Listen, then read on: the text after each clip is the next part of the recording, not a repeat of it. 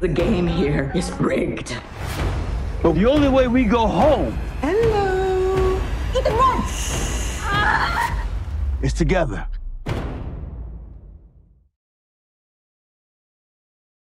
Bonjour à tous, avant de lancer l'épisode 2 de From, je voulais vous dire que la campagne participative pour notre court-métrage Au-delà des liens est maintenant ouverte. Toutes les explications sont dans la page Tipeee. On a déjà réussi à récolter 2500 € sur un objectif de 35 000, donc c'est vraiment très cool en l'espace de 24 heures, même pas. Il n'y a pas de petites donations. 1 €, 2 €, 3 €, 4 €, 5 € peuvent aider à financer le projet. Donc si jamais vous voulez soutenir, n'hésitez pas. C'est du post-apocalyptique, il y a des pros qui bossent avec nous, des cascadeurs, des maquilleurs, des maquilleuses. Je vous laisse aller vous renseigner, c'est en description et dans l'épinglé en commentaire. Merci à ceux qui soutiennent, car c'est peut-être grâce à vous qu'on va pouvoir réaliser notre rêve. En attendant, mettez un petit pouce bleu et un petit commentaire si la série vous plaît. Et on est parti pour la réaction à l'épisode 2. Oh, l'ambiance! Oh, l'ambiance est terrifiante. Oh là là là là là là. Boyd, il est tétanisé, le pauvre.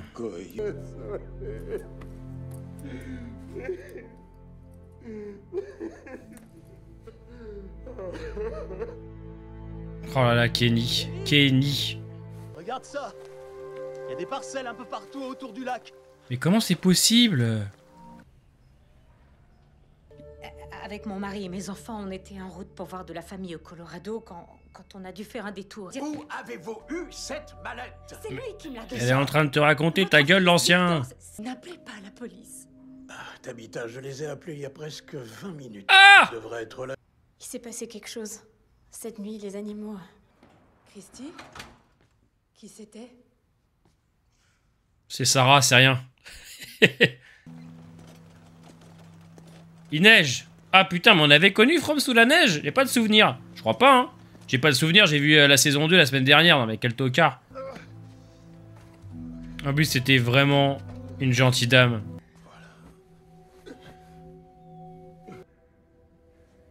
Il voulait que je regarde. Ce que je disais la semaine dernière. Il y a la pression de fou, Boyd.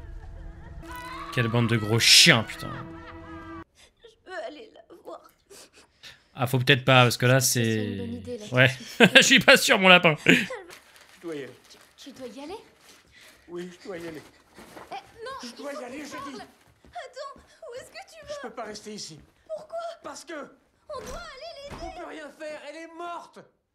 Elle est morte, Ethan. Cette ville tue les gens. Je vous l'ai dit, c'est pas des contes pour enfants. Il se passe des choses horribles ici. C'est pas de ma faute si vous avez pas écouté. Alors, je trouve la VF très solide, hein. Mais juste revoir cette scène en VO... Victor est quelqu'un de bien. Il est gentil, attentionné, et mon petit garçon l'adore. Et en plus, c'est le meilleur personnage de la série. Et ma fille, elle... Ne leur ouvrez pas, je vous en prie.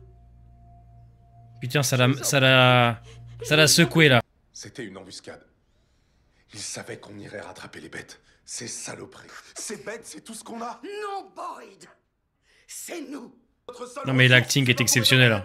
De tous, hein. On se serait démerdé autrement. Quand les récoltes ont pourri, vous étiez au bout du rouleau et à 2 doigts de péter un câble. Et là, vous osez me soutenir à moi? Qu'on se serait démerdé autrement? Que j'aurais simplement dit que... Je suis en colère contre moi. C'est à moi que j'en veux. Parce qu'un jour, vous nous avez assuré qu'on arriverait à s'échapper. Finalement, ils ont trouvé de la bouffe, là, Jim et Kenny.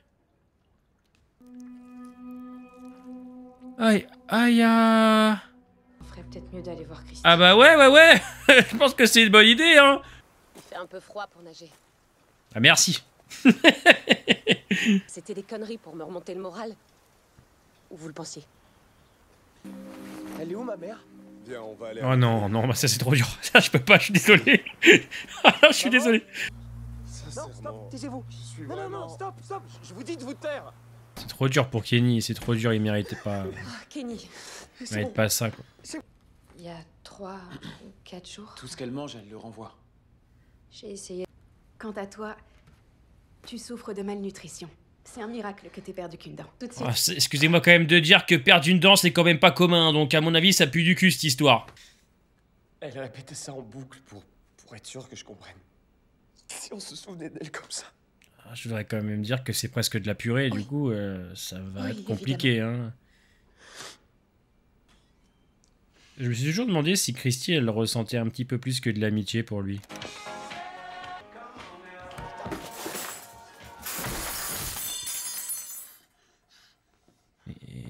Et quelle musique de zinzin. T'es rentré? Bah non, il est chez le coiffeur, là. Maman est partie, ok? Partie. Elle est entrée dans un arbre et elle est partie. On n'en sait rien. Il faut vraiment que tu te ressaisisses. C'est clair? C'est clair. T'es mise à entendre tes voix. Ah! Elle disait que Notez. c'était des enfants qui l'appelaient. Ah! C'était mon petit garçon. Et la petite fille. Ma petite fille. Il faut me le dire tout de suite. Ah ouais, et... Si ça fait partie d'une sorte de farce cruelle. Je trouve que c'est un épisode fort en émotion. Que c'est pas ça. Putain, les enfoirés, ils l'ont charcuté. Hein. Je jouais souvent à la poupée quand j'étais petit. Putain, Jay dit... Ok. Ah putain, il me termine.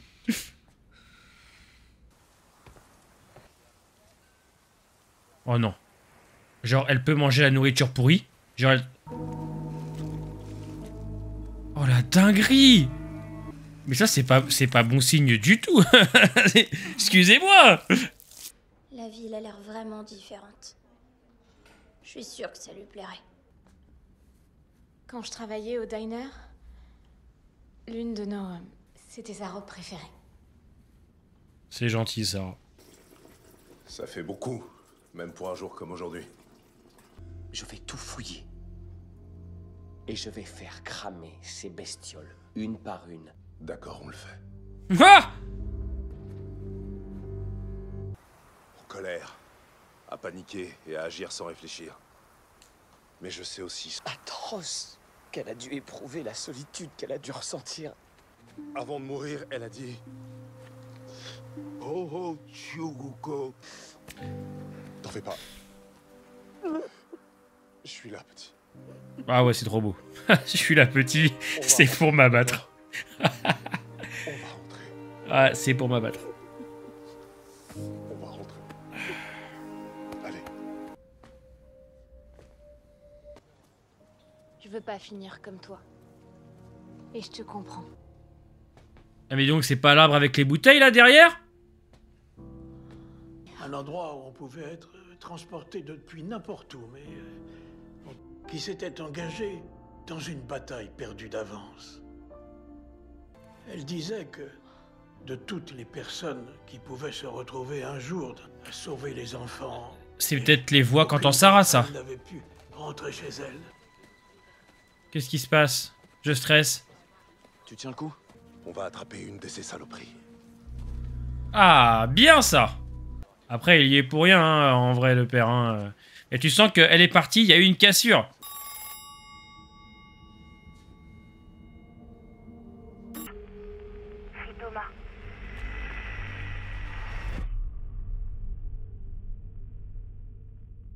Mais... Thomas, il est mort très très jeune.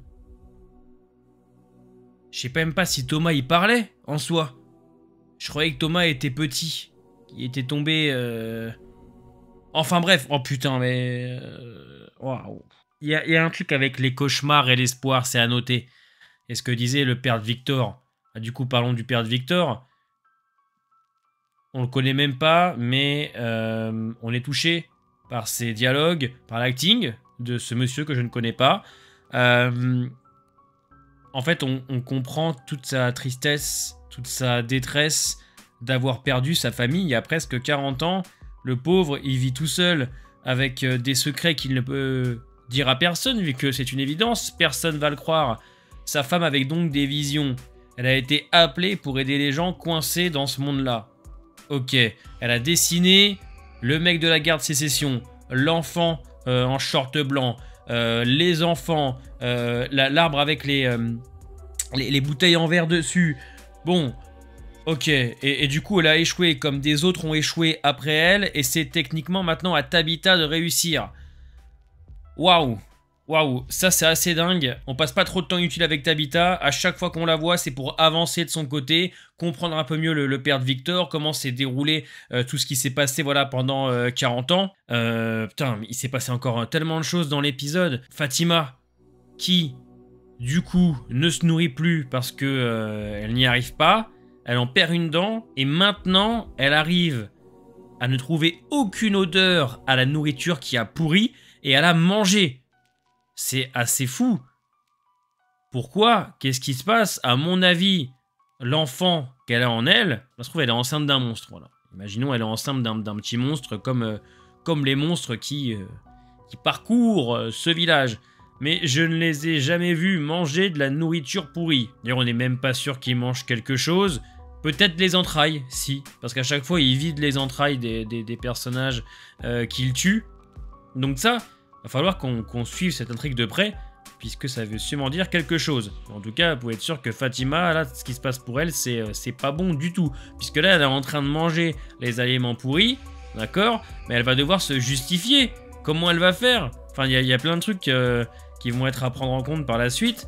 Ce que j'aime aussi, bon là on part dans le désordre, c'est de la critique à chaud, donc là c'est du désordre. J'aime beaucoup le fait que les personnages n'en puissent plus.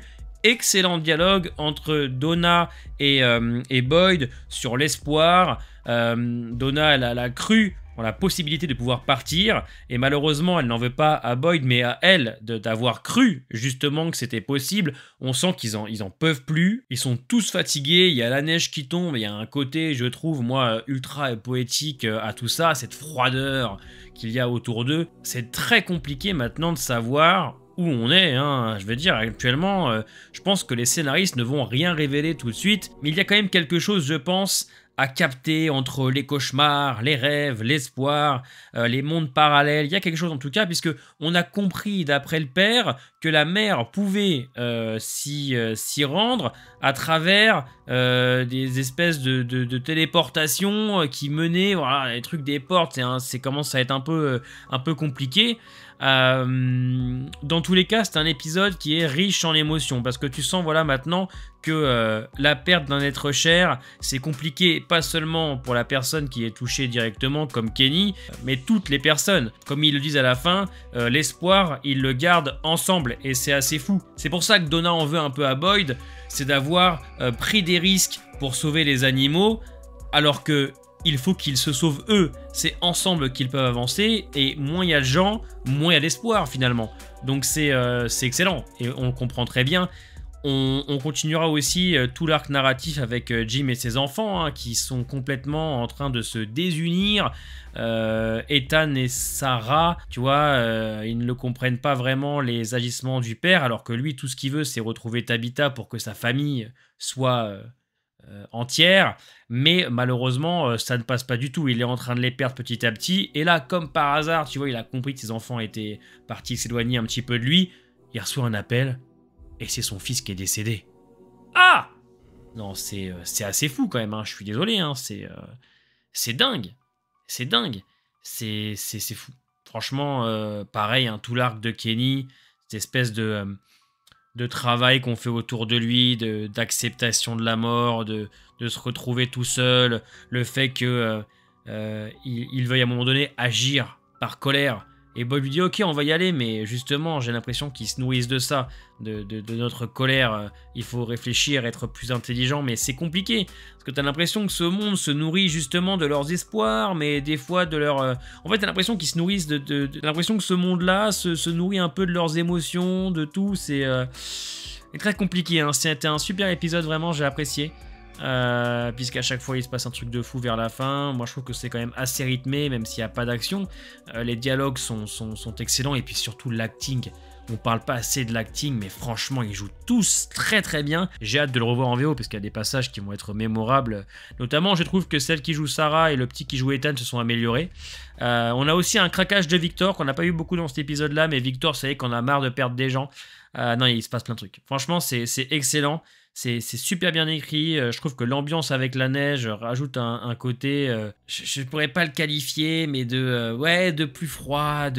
Tu sens que l'ambiance, elle est en train de changer, que tout va mal. Tu vois, là, tout va mal. Autant en saison 1 et 2, il y avait de l'espoir. Tu vois, le coup de la radio, etc. Le fait qu'ils aient réussi à capturer un monstre, enfin, pour le disséquer. Là, ils veulent capturer un monstre d'ailleurs, c'est une bonne idée, mais vivant, pour essayer de le questionner. Voilà, tu sens qu'il y a... On a passé un cap, vous voyez, passé un cap et les personnages sont au bord de la rupture. Et excellent, mais j'ai hâte à la semaine prochaine pour voir l'épisode 3. Dites-moi en commentaire ce que vous en avez pensé. N'oubliez pas, la campagne participative au-delà des liens, c'est très important pour nous. Portez-vous bien et à la semaine prochaine pour l'épisode 3.